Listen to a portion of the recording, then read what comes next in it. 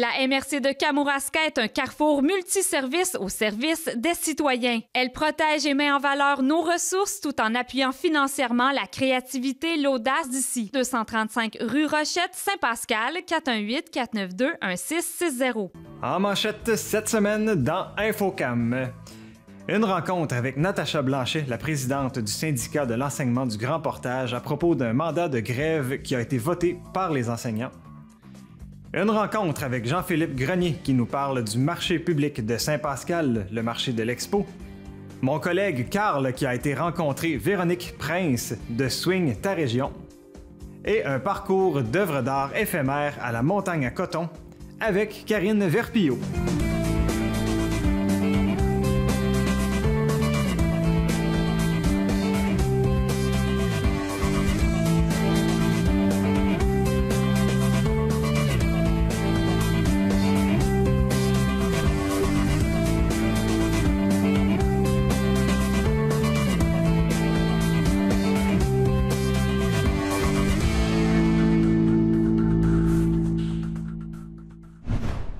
Mesdames et messieurs, bienvenue à Infocam. Mon nom est Guillaume Pigeon et je vous présente l'actualité de la région du Kamouraska pour cette semaine.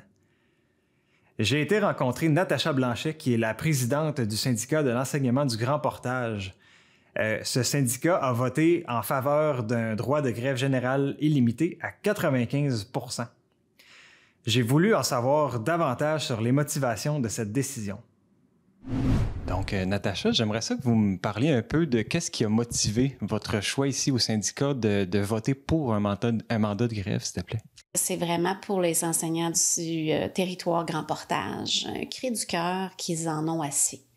J'entendais les enseignants me dire mardi avant l'Assemblée, on se sent comme au mois de mai actuellement.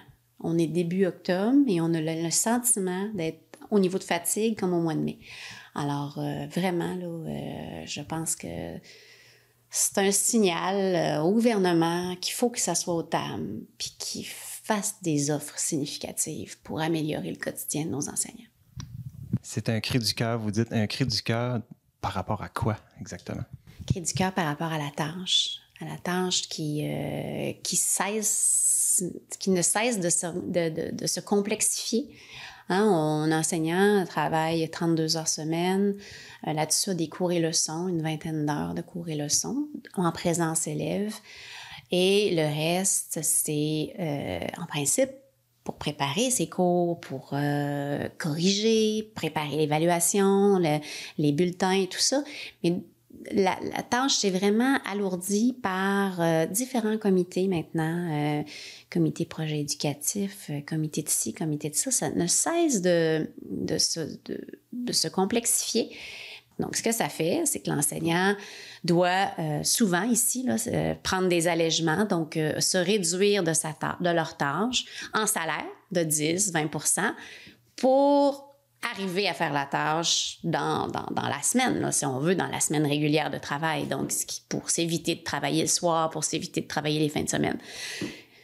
Alors oui, ça, c'est un enjeu majeur, la tâche, vraiment, dans la situation, puis c'est ce qu'on sent. Il y a aussi la composition de la classe. La composition de la classe qui s'est drôlement, elle aussi complexifiée. On peut me dire, le mot complexifié est dans les deux situations. La classe régulière n'existe pratiquement plus. On a fait une enquête au mois de mai sur la composition de la classe au sein de nos enseignants du secteur jeune, là, primaire, secondaire, préscolaire. Et le résultat, c'est que ici, localement, c'est un élève sur 2 qui a des problématiques. Les problématiques sont de tout genre, là. Ça peut être la francisation, là, qui est nouveau aussi. On a beaucoup plus d'élèves en francisation, ce qu'on n'avait pas ici avant. Des problèmes de langage, des troubles de comportement, des problèmes d'apprentissage. Alors, puis sans nommer tous les autres troubles plus spécifiques, là. Donc, ça veut dire que l'enseignant, dans sa classe, maintenant, a la moitié de ses élèves où ils doivent avoir une attention particulière, une attention différenciée pour eux, mais en même temps, il y a toujours le groupe classe. Donc c'est au niveau de la gestion, là, c'est beaucoup. J'ai envie de vous demander, tantôt, vous avez nommé qu'un horaire, disons, typique d'enseignant, c'est 32 heures. Seriez-vous capable de mettre un chiffre sur le nombre d'heures réelles mis par un enseignant par semaine? Bon, moi, je vous dis, là, c'est... C'est des semaines, c'est avant les bulletins, là, autour de ça, les enseignants doivent faire 50, 55 heures, 60 heures là, pour corriger puis arriver à faire l'évaluation puis à faire le bulletin. Mais c'est sûr que les enseignants font autour de 40-45 heures semaine régulièrement. Là. Ça, c'est clair, là, parce qu'il faut livrer, hein, il faut évaluer, il faut préparer et ça prend du temps, c'est sûr. On s'entend, c'est des heures qui ne sont pas payées. C'est une sorte de bénévolat, pour être clair. Là. Oui. Alors, les enseignants sont payés pour 32 heures. Le reste, c'est toujours du bénévolat. Il n'y a pas de temps supplémentaire en enseignement. Ça n'existe pas. Et le salaire est sur l'année pour les temps pleins, mais c'est du salaire qui est sur 10 mois. Là. Un enseignant est payé 10 mois. L'été, là, il n'y a pas de salaire. Là. Les 2 mois d'été, c'est du salaire réparti. Donc, ça aussi, les gens ne savent pas ça. Hein? On pense que les enseignants ont 2 mois de vacances payés. Non, c'est pas ça. Là. On a 0 vacances payées. C'est simplement le salaire annuel qui est réparti sur toute l'année. Donc, ça aussi, là, il y a comme des méconnaissances là, de la vie des enseignants, là, je pense, là-dessus. Aussi, j'aimerais vous demander, dans les écoles, évidemment, il y a les enseignants, mais il y a tout le personnel de soutien. Tu sais, je pense, par exemple, les éducatrices ou éducateurs spécialisés, puis etc. Est-ce qu'à ce niveau-là aussi, il y a des coupures ou des facteurs qui alourdissent ou qui complexifient la tâche? Bien, on est à la même place. Hein. Vous savez, cette grève générale illimitée-là est votée en front commun. Nous, ici, le soutien, technicienne en service de garde, technicienne en éducation spécialisée, sont CSN, donc ils ne sont pas avec nous. Nous, ici, on est CSQ, Centrale des syndicats du Québec. Donc, on est ensemble en front commun et oui, c'est la même chose. Partout.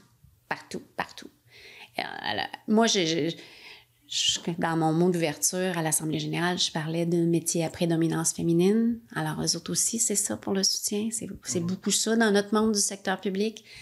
Est-ce que ça fait en sorte qu'on a moins d'écoute de la part du gouvernement? Ça me questionne beaucoup là, à ce niveau-là. Là. Je pense qu'il y a quelque chose là-dessus. Madame Françoise David a fait un article dans la presse il y a quelque temps, là, puis c'était assez savoureux. Oui. On va aller voir ça. Oui. En terminant, est-ce que les prochaines étapes, ça serait quoi? L'idéal, ça serait quoi? Le pire, ça serait quoi? Comme voir un peu c'est quoi les avenues que vous envisagez? Là? Nous, ce qu'on ose espérer, c'est qu'il y aura un impact sur les tables de négociation. C'est un peu le principe là, de mettre cette pression, parce que vous savez que la grève, c'est le moyen qui met de la pression sur la crédibilité politique du gouvernement. Hein? Tandis que si on fait des moyens de pression à l'interne, nous, ici, on porte le T-shirt. Des fois, à l'époque, on boycottait certaines affaires. Et tout. Mais là, la pression, à ce moment-là, est mise sur les centres de services, sur les parents. Puis, ces pressions-là, ça s'avère que l'analyse que les gens qu'on en fait en centrale, en fédération, c'est que ça a peu d'impact sur le gouvernement. C'est pour ça que tous les gains à travers l'histoire ont été faits à partir des grèves.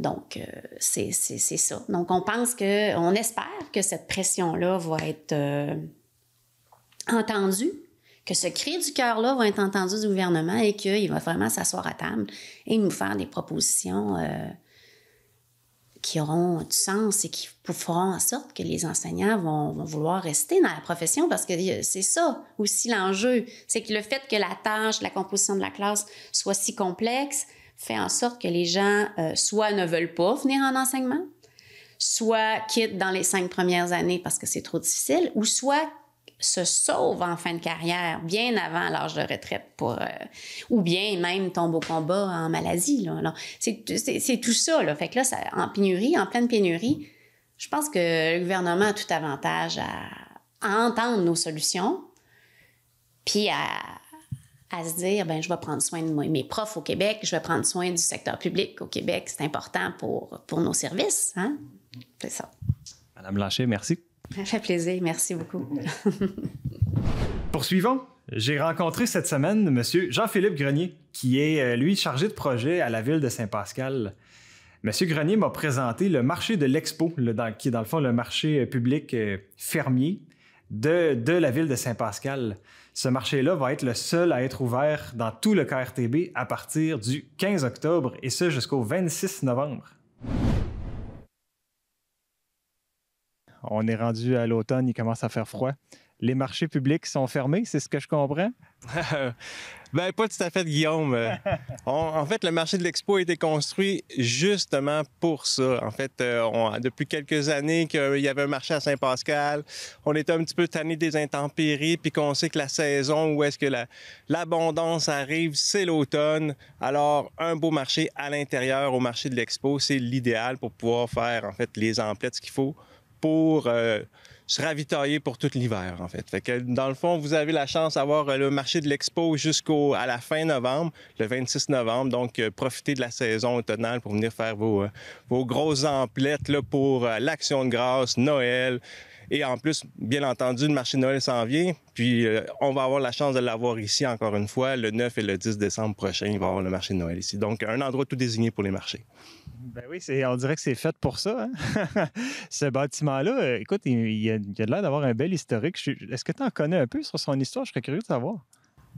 Ben oui, quand même. C'est un bâtiment... En fait, ce qu'il faut savoir, c'est qu'on est sur le site de la Société d'agriculture du comté de Kamouraska, une société qui existe depuis 1844. C'est quand même pas rien.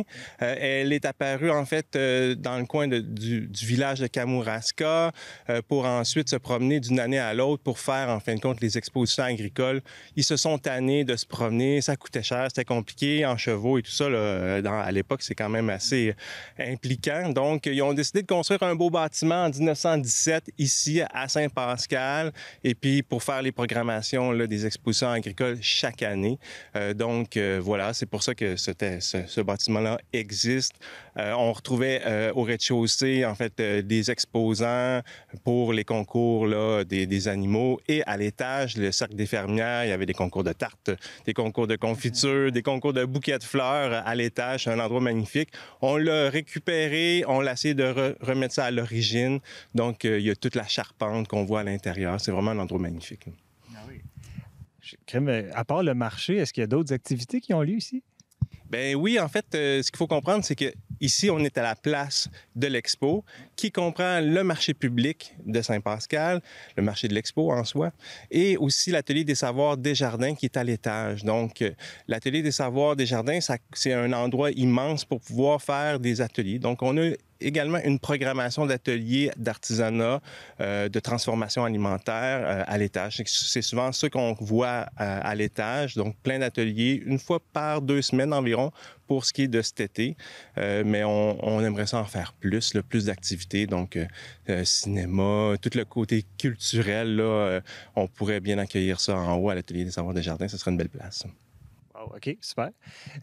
Le 26 novembre, c'est la date que le marché va se clore. Est-ce que vous allez être le plus tardif des marchés à se fermer dans la région, disons?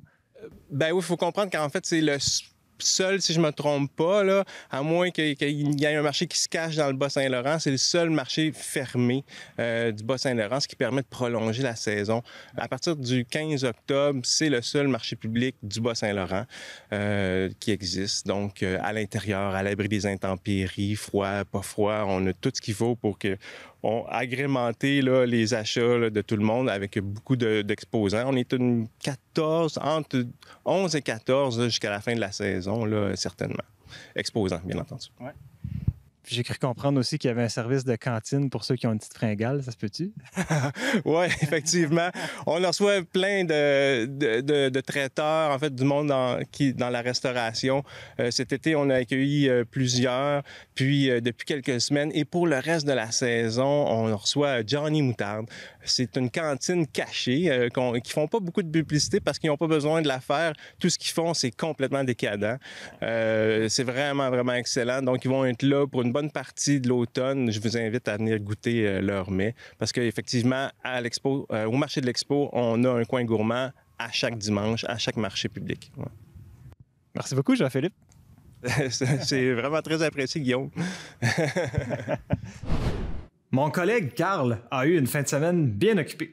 Je le remercie pour les prochains reportages que je vais vous présenter. C'est lui qui les a menés. Il a été rencontré Véronique Prince, qui était l'instigatrice de Swing ta région. Cette activité-là, cette première édition-là, en fait, c'était une activité dans 3 municipalités du Kamouraska, soit Saint-Denis, Saint-Germain et Kamouraska. Il y avait des ateliers de danse swing, des présentations par des professionnels, en fait, les champions canadiens. Il y avait un spectacle avec un groupe local, Saint-Swing de Kamouraska. Peut-être reconnaîtrez-vous le contrebassiste, qui sait? Et Carl, dans le fond, s'est entretenu avec Véronique afin d'en savoir plus sur la réussite de cet événement. Alors, je suis avec Véronique Prince, ici sur la grève du beau village de Kamouraska. Véronique, tu me sembles à la fois fucking pimpante et épuisée. Peux-tu m'expliquer pourquoi? Effectivement, écoute, je suis remplie d'énergie de la belle fin de semaine qu'on vient de passer avec Swing ta région et en même temps vidée d'énergie de la belle fin de semaine qu'on vient de passer avec Swing ta région. Oui. Peux-tu nous résumer un petit peu qu'est-ce qui s'est passé pendant cette fin de semaine-là? C'est un 3 jours intensif de danse swing, donc 2 belles soirées de danse et plein d'ateliers avec des professeurs invités. On a eu aussi ce matin une conférence, un brunch, du yoga, puis on s'est promené dans 3 municipalités du Kamouraska à travers ces 3 journées-là. Impressionnant, impressionnant. Pour ceux qui ont dormi en dessous d'un caburon pendant 1 an, peux-tu très rapidement nous résumer qu'est-ce que tu as fait dans la dernière année pour la région du Kamouraska? Qu'est-ce que j'ai fait dans la dernière année? On a essayé de repartir une scène swing. Il y a eu des initiatives dans le passé, puis là, on se disait, bon, OK, là, on veut bâtir une communauté qui va vouloir progresser, puis qui un jour va devenir autosuffisante, puis va créer des soirées à son tour, des initiatives individuelles, donc auxquelles moi, je pourrais assister un jour. Donc, au début, il faut partir ça, il faut monter un groupe. Donc, Martin Otabé et moi, on a décidé de partir des cours débutants intermédiaires, puis on navigue là-dedans depuis octobre dernier. Puis à travers ça, ça a créé des événements, des soirées swing. Ça a aussi mené à la création d'un band swing local. Donc, 6 musiciens de talent qui se sont unis ensemble pour créer Saint-Swing de Kamouraska. Depuis, ils animent nos soirées, puis notre communauté grandissante, super motivés. Les musiciens aiment ça aussi, interagir avec les danseurs sur scène. Donc, puis tout ça, ça a amené finalement en moins d'1 an à un événement de 3 jours comme ça où on essaie de faire découvrir notre région aux danseurs de l'extérieur. Puis aussi montrer à la scène d'ici qu'est-ce que c'est participer à des événements de swing. Donc, peut-être pour leur donner envie d'aller dans d'autres événements, dans d'autres régions aussi. Et, disons, créer un lien d'ici, un lien avec la communauté élargie aussi des danseurs swing au Québec. Là, moi, je viens de passer pas mal toute la fin de semaine avec vous, à vous regarder danser. J'ai même dansé un peu aussi avec vous autres, puis tout ça. J'ai beaucoup aimé le fait que finalement, ce festival swing-là tourne beaucoup autour de la danse swing, mais aussi vous avez porté une attention particulière sur présenter la région aux gens et même d'offrir une conférence qui parle des origines du swing puis de la responsabilité qu'on a maintenant par rapport à la culture qui a créé cette danse-là. Donc, j'aimerais ça que tu m'en parles un petit peu plus, si tu veux bien. Oui, effectivement, danser en soi, apprendre des pas, c'est génial. Ça nous permet de progresser, mais ça demande aussi beaucoup de temps de notre vie. Puis chaque communauté a aussi son identité un petit peu propre qui est liée à la région dans laquelle elle évolue. Donc, on avait envie, nous, ici, de faire ressortir des aspects locaux. Donc, on est vraiment été chercher le côté produits locaux, maraîchers, qui est super important, présent dans le Kamouraska. On dirait que tout le monde crée tellement de beaux produits liés à la terre nourricière qu'on a ici, puis les ressources qui sont disponibles. Puis je trouve ça magnifique de voir ça, puis on a voulu mettre ça dans l'assiette. Donc, on a eu beaucoup de partenaires du côté du festin, comme je l'appelle. Et ensuite, les différents décors. Donc, à Saint-Denis, c'était sur la grève avec la vue sur le fleuve, évidemment, le coucher de soleil le vendredi. Ensuite, on a voulu aller dans un milieu de village, en Kamouraska, pour les ateliers hier et aujourd'hui. Puis, hier soir, c'était Saint-Germain, donc plus dans les terres pour la soirée. Donc, il y avait un peu de visiter le territoire à travers des fêtes de semaine de danse swing. Donc, les danseurs se déplacent, viennent ici, mais ils ont aussi une expérience locale, au-delà d'apprendre des pas de danse. Pour ce qui est de la responsabilité face à, disons, l'héritage de la danse swing, c'est qu'on se rend compte que finalement, cette danse-là a été créée dans un contexte différent de celui qu'on vit aujourd'hui, a évolué dans le temps et qu'il ne faut pas oublier l'origine de la danse, sans toutefois s'en faire un poids, là. Donc, mais oui, il ne faut pas oublier l'origine afro-américaine de la danse swing.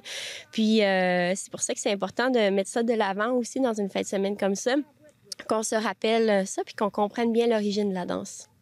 Écoute, c'est une très belle entrevue. Merci beaucoup. Est-ce que je peux te souhaiter quoi que ce soit pour les prochains événements que tu vas planifier avec ton équipe? Je souhaite que tu sois là, Carl. Oh! Bon, c'est tout. Merci pour l'entrevue. Merci. C'est-tu trop quétaine pour toi comme finale? Non, c'est parfait. Samedi, le 30 septembre dernier, en fait, c'était la journée de la culture partout au Québec. Une des activités qui a eu lieu dans le cadre de cette journée-là, c'est le parcours éphémère. Ce parcours-là, c'est à la Montagne à Coton. Carl, encore une fois, mon collègue, a rencontré Karine Verpillot qui nous explique qu'est-ce qu'un parcours éphémère et puis en même temps, ça va vous permettre de peut-être avoir envie d'aller profiter des couleurs de l'automne dans une petite randonnée à cette magnifique montagne. Alors, je suis avec Karine Verpillot aujourd'hui pour le parcours éphémère à Saint-Pascal. Comment ça va aujourd'hui? Ça va super bien. On a eu du beau temps, on a eu du monde. En 2 heures de temps, plus de 130 personnes. Que demander de plus? Vous êtes passé à Extra Extra récemment pour expliquer un peu c'est quoi le concept de cet événement-là. Peux-tu le résumer rapidement pour ceux qui n'ont pas pu être informés de ça encore? En fait, c'était un parcours. On a 19 œuvres éphémères qui sont faites en lien avec la nature, pas détruire la nature, utiliser des choses biodégradables, donc et se laisser inspirer par c'est ça, la créativité qu'on a tous en nous. Et donc chaque personne faisait, ou des équipes ou des personnes seules faisaient une œuvre qui se situe sur la montagne à Coton, donc 19 œuvres éphémères. Et est-ce qu'il faut aller loin dans la montagne à Coton pour pouvoir voir toutes ces œuvres-là ou c'est plutôt facile pour les gens de faire le tour? En fait, il y a des gens plus ou moins courageux parce que oui, on peut avoir des œuvres jusqu'à la fin. Ça vaut la peine parce que en haut, on admire vraiment le panorama. Donc, et puis la dernière œuvre finit sur une note très très colorée, fait que ça vaut la peine. On a eu une personne là qui allait jamais en haut, puis elle a été jusqu'en haut parce qu'elle voulait voir la dernière œuvre. Fait que ça, c'est vraiment encourageant. Et qu'est-ce qui vous a inspiré à à participer à cet événement-là, puis finalement de le mettre en place pour les prochaines années également? En fait, c'est le goût de faire quelque chose de beau, connecter à la nature, redécouvrir aussi toutes les possibilités qu'on a en nous, et puis de créer quelque chose d'inspirant dans une ville, et puis que ça crée du mouvement, que ça crée un engouement et de la joie aussi, tout simplement. Et vous êtes combien dans le comité qui a organisé ça? On est 6. On est une belle équipe de 6 personnes. Il y avait moi, Jean-Philippe, André, Thomas, Patricia et Gaëtan. Et c'est vraiment une belle équipe. Donc là, pour cette année, ça semble être un succès. Ça va durer encore combien de temps pour les gens qui voudraient aller se promener dans vos œuvres éphémères? En fait, la beauté de la chose, c'est que c'est disponible en tout temps jusqu'à temps que la saison le permette. Donc, ça va tranquillement se détruire. C'est d'où le côté éphémère. Et la beauté de la chose, c'est que on peut le visiter là avec les belles couleurs de l'automne là jusqu'à l'hiver. On ne sait jamais. Ça va être intriguant de voir jusqu'à combien de temps ça va durer en fait. Il y a quelque chose de fascinant aussi de regarder ces œuvres-là changer avec le temps. Est-ce que ça fait partie un peu de la planification du travail que vous faites en tant qu'artiste quand vous faites vos installations? Tout à fait, c'est d'être en accord avec les cycles de la vie, les cycles des saisons, et c'est complètement dans ce concept-là. Et vous-même, Karine, vous avez participé à l'événement. Pouvez-vous me parler un peu de votre œuvre à vous que vous avez produite? Oui, alors en fait, on est parti d'une idée, c'est ça, de créer quelque chose qui représentait un peu notre groupe, notre équipe. On est parti d'un cercle et puis on s'est dit, on va faire rayonner tout ça. Donc l'idée de la fleur, c'est ça, c'est chacun a ajouté ce qu'il voulait mettre en valeur. Puis là, c'est parti de là. Puis après, on s'est laissé inspirer. On n'a pas trop réfléchi. On a été vraiment dans le moment.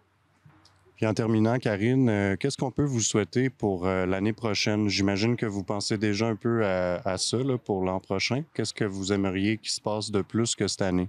Encore plus de personnes qui participent parce qu'on se rend compte que ici à la montagne à Coton, c'est un bel espace pour ça, du soleil et puis mais surtout un engouement pour créer des choses en accord avec la nature et puis retrouver ce lien créatif que tout le monde a en eux.